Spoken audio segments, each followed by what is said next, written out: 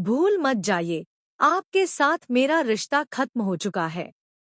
और लोग क्या कहेंगे, इसकी मुझे परवाह नहीं है। अगर मैं किसी की राय की कद्र करती हूँ, तो वो है मेरी अम्मा। आपको मेरे इस नए काम से कोई ऐतराज तो नहीं है ना, मासी? मासी ने उसे कुछ पल तक गौर से देखा।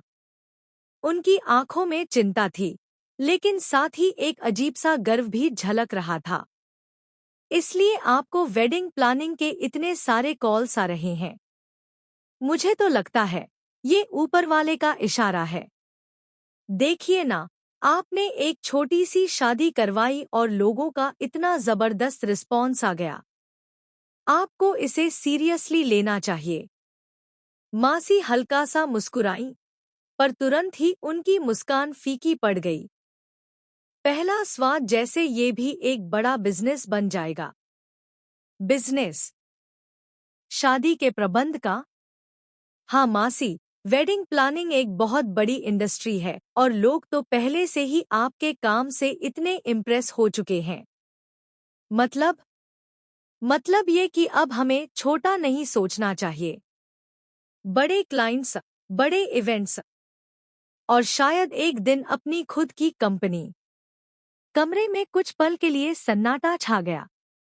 बाहर से आती बारात की धुन जैसे अचानक बहुत दूर लगने लगी। मासी ने गहरी सांस ली। तुम्हें लगता है ये सब इतना आसान है? आसान नहीं है, लेकिन मुमकिन है, उसने दृढ़ आवाज में कहा।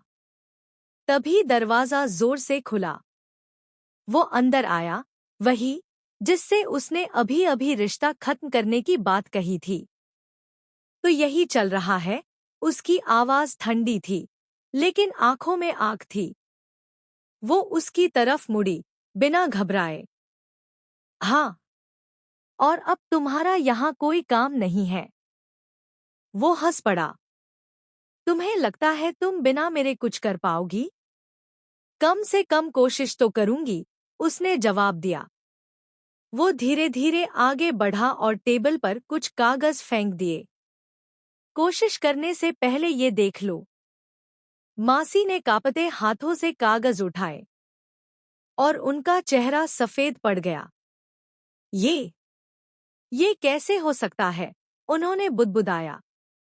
क्या हुआ, मासी? उसने घबराकर पूछा।